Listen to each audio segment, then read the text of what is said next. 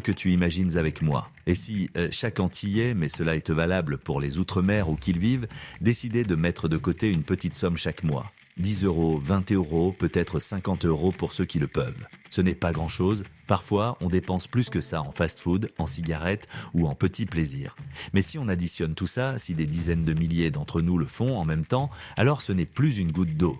C'est un fleuve, un torrent, un raz-de-marée économique. Ce que je propose n'est pas nouveau. Dans nos traditions, on l'appelle la soussou, la tontine, le solidaire. Mais cette fois, il ne s'agirait pas seulement d'aider un cousin à acheter une voiture, une sœur à payer sa maison ou un ami à lancer une petite boutique. Non, il s'agirait de créer un véritable outil collectif d'investissement, une arme économique antillaise. Et je me pose une question simple. Si ce fonds existait vraiment, qu'est-ce que ça changerait pour nous? Nous, Antillais, vivons un paradoxe.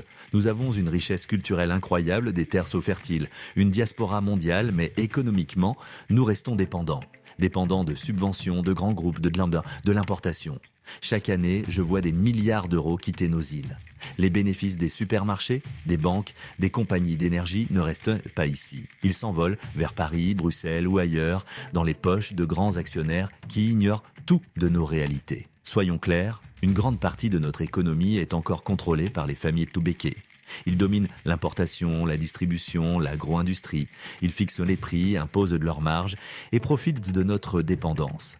Un fonds collectif antillais serait pour nous une façon de renverser ce flux. Au lieu que l'argent s'échappe, il resterait ici, réinvesti dans nos terres, nos entreprises, notre avenir. Et je le dis, ce n'est pas une idée sortie de nulle part. D'autres communautés le font déjà. Regardez les Juifs, grâce à leurs fonds communautaires, leurs banques solidaires, leur discipline. Ils ont construit une immense puissance économique et culturelle. Regardez les Chinois, leur diaspora finance des commerces, des usines. Et partout dans le monde, ils soutiennent mutuellement leurs réseaux économiques. Pourquoi ne pourrions-nous pas faire pareil, Bekaël? Pourquoi ne pas nous inspirer de ces modèles pour bâtir notre autonomie et faire enfin concurrence aux béquets sur l'import et la distribution? Un tel fonds aurait des avantages énormes. Chaque Antillais deviendrait actionnaire d'un projet commun. Ce ne serait plus l'État doit nous aider ou les banques doivent le financer. Ce serait nous, par nous-mêmes, pour nous-mêmes, c'est ce tissu social qui nous manque aujourd'hui. Jadis, chacun donnait un coup de main pour construire la maison du voisin ou aider à récolter les champs. Ce fonds, c'est ce même esprit, mais à l'échelle économique. Les chiffres parlent d'eux-mêmes. Un exemple, tu vas vite comprendre. 100 000 Antillais qui mettent 20 mois, 24 millions d'euros par an. Avec 50 mois, 60 millions par an. Sur 10 ans, ça dépasse le demi-milliard d'euros. Avec ça, nous pouvons financer des centrales solaires et ça pour réduire notre dépendance énergétique. Des usines de transformation agricole pour consommer nos propres produits. Des entreprises capables de casser les monopoles des béquets sur l'importation alimentaire et commerciale. Et là, je veux être clair, moi, ce qui me tient particulièrement à cœur, ce sont les énergies renouvelables. Et surtout le solaire. Nous vivons dans une région où le soleil brille presque toute l'année et pourtant nous dépendons encore d'énergie importée et chère. Avec un fonds collectif, nous pourrions investir massivement dans ce domaine, créer des centrales solaires, mais aussi des usines capables de produire nos propres panneaux.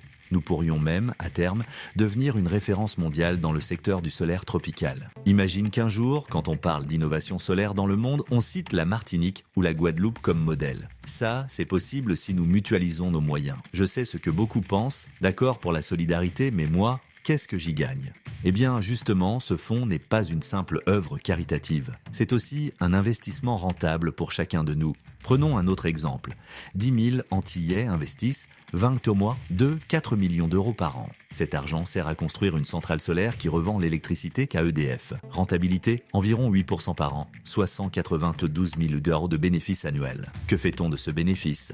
Une partie est réinvestie pour grandir. L'autre est redistribué sous forme de dividendes. Oui, comme un actionnaire, et oui, ces cas seraient à la portée de tous. Concrètement, après 5 ans, si j'ai investi 21 mois, soit 1200 euros, ma part pourrait valoir 1400 ou 1500 euros. Donc oui, je soutiens ma communauté et je gagne aussi de l'argent. Et plus nous sommes nombreux, plus les projets sont grands, plus les dividendes augmentent. Nous arrêterions de tendre la main. Plus besoin d'attendre une subvention ou un prêt qui nous étrangle. Avec ce fonds, nous aurions notre propre source de financement.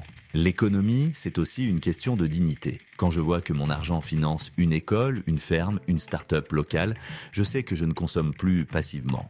je construis mon pays. Et le plus beau, c'est l'effet d'entraînement. Un fonds réussi attire d'autres capitaux. Notre diaspora veut participer. Des investisseurs étrangers s'y intéressent. Et cette fois, ce sont nous qui fixons les règles. Je ne vais pas faire semblant. Ce projet a aussi ses dangers et te fera peur, et je vois bien où. La confiance. Beaucoup diront encore une combine pour que certains s'enrichissent sur notre dos.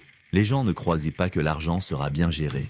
Et sans transparence, personne ne veut participer. Martinique contre Guadeloupe, diaspora contre locaux, jeunes contre anciens. Chacun défend son camp et le collectif s'effondre. Un fonds doit respecter des règles strictes. Mal géré, il peut être bloqué ou dissous. Si on ne les respecte pas, l'État peut interdire le projet. Certains voudront retirer leur argent vite, alors que l'investissement prend du temps. Le refus d'attendre les résultats. Mais si on sort trop tôt, le fonds s'affaiblit. Beaucoup veulent que du gain immédiat comme au loto, sans comprendre la logique long terme. L'éducation financière est nécessaire, c'est comprendre comment fonctionne l'argent. Sans elle, les gens abandonnent, tout se trompe d'attente. Mais attend chaque problème à sa solution. 1. Transparence totale. Je veux que tout soit clair. Comptes en ligne, audits indépendants, blockchain, chaque transaction est inviolable, enregistrée et surtout visible par tous. Une fois inscrite, aucune donnée ne peut être effacée ou modifiée, ce qui garantit une sécurité et une confiance totale. 2. Gouvernance partagée. Pas une poignée de décideurs. Non, un conseil élu avec des représentants de la diaspora, des jeunes, des agriculteurs, etc. Mandat limité, et j'insiste sur cela évite la corruption. 3. Répartition claire des fonds, par exemple, 50% pour l'économie productive, 30% pour le social, 20% pour les urgences. Mais bien sûr, tout est modulable. 4. Éducation financière collective. Je veux que nous soyons formés. Comprendre le rendement, la patience, la logique d'un fonds. 5. Digitalisation et accessibilité. Une appli simple où je vois ma contribution, où je vote, où je suis les projets. 6. Projet de test. On commence petit, une centrale solaire, une coopérative agricole, on montre que ça marche et ensuite on grandit. Pour moi, il faut une structure juridique solide, une phase pilote claire, par exemple une centrale solaire ou une coopérative agricole. Mais je crois aussi que ce fonds doit cibler un secteur vital, la santé. Aujourd'hui, nos hôpitaux manquent de matériel moderne et beaucoup de médecins hésitent à rester ou à venir. Mais si nous investissons dans du matériel de pointe, IRM, bloc opératoire moderne, équipement pédiatrique, alors nous devenons attractifs. Des médecins du monde entier voudront venir travailler ici, séduits par le cadre de vie et par des infrastructures modernes. Et bien sûr, il doit cibler l'importation alimentaire. Aujourd'hui, ce secteur est verrouillé par les béquets. Avec ce fonds, nous pouvons créer nos propres circuits. Importer directement certains produits, développer la production locale, monter des chaînes de distribution antillaises capables de rivaliser. Petit à petit, nous grignotons leur monopole. Et surtout, il doit cibler l'énergie. Je le redis, le solaire me tient à cœur. Non seulement parce que c'est écologique, mais aussi parce que c'est notre ressource naturelle la plus évidente et la plus abondante. Avec ce fonds, nous pourrions développer le solaire à une telle échelle que nous n'aurions plus besoin d'importer l'électricité fossile. Nous pourrions même construire des usines locales de panneaux solaires, former des ingénieurs, exporter notre savoir-faire vers d'autres pays tropicaux. Imaginez l'impact. Au lieu d'être dépendants, nous devenons pionniers mondiaux du solaire en climat tropical. Que certains vont dire, tout ça c'est beau en théorie, mais concrètement, combien ça peut rapporter? Je vais te montrer 3 scénarios possibles. Scénario 1, 10 000 contributeurs à 21 mois. Montant annuel de 4 millions d'euros. En 10 ans, 24 millions d'euros. Avec ça, on peut financer plusieurs projets stratégiques. Une ferme solaire qui réduit notre dépendance à EDF.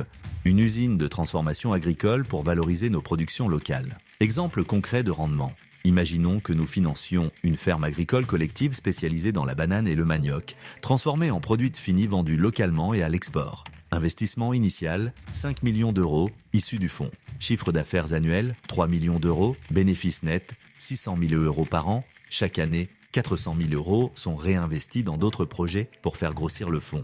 200 000 euros sont redistribués sous forme de dividendes aux investisseurs. Résultat, même si je ne contribue que 20 euros par mois, soit 240 euros posant, au bout de quelques années, je peux recevoir 20, 30, voire 50 euros par an de retour. Et plus les projets se multiplient, plus mes revenus augmentent. Ce n'est pas une loterie, c'est une construction progressive d'un revenu collectif durable. Scénario 2, 50 000 contributeurs à 21 mois. Montant annuel, 12 millions d'euros. En 10 ans, 120 millions d'euros. Avec une telle force de frappe, nous pouvons créer une banque coopérative antillaise qui prête à nos entrepreneurs sans passer par les grandes banques métropolitaines.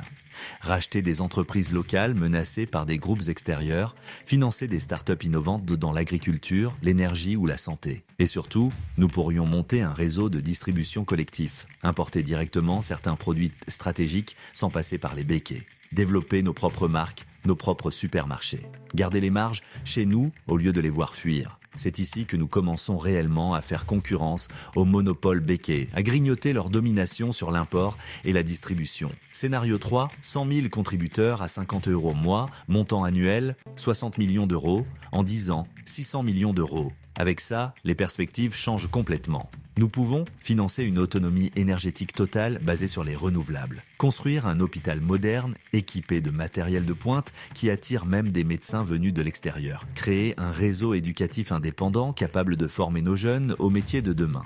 Construire des usines de panneaux solaires, développer un savoir-faire local et devenir une référence mondiale dans l'énergie solaire tropicale. Là, on n'est plus seulement dans la survie économique. On devient un acteur majeur, capable d'influencer, de négocier et de rayonner au-delà de nos îles. Ces simulations montrent une chose simple. Même avec peu de contributeurs, nous pouvons déjà financer des projets concrets. Avec une mobilisation plus large, nous changeons complètement l'échelle. Et avec une vraie discipline collective, nous pouvons atteindre une puissance comparable à celle de certaines petites nations indépendantes. En clair, ce fonds n'est pas un rêve lointain. C'est une réalité mathématique. Quand je me projette dans 20 ans, je vois ça. Nos îles produisent leur propre énergie grâce à un réseau de centrales 100% renouvelables. Nous sommes devenus une référence mondiale dans le solaire, avec nos propres usines de fabrication et notre savoir-faire exporté. Nous consommons local, transformé chez nous.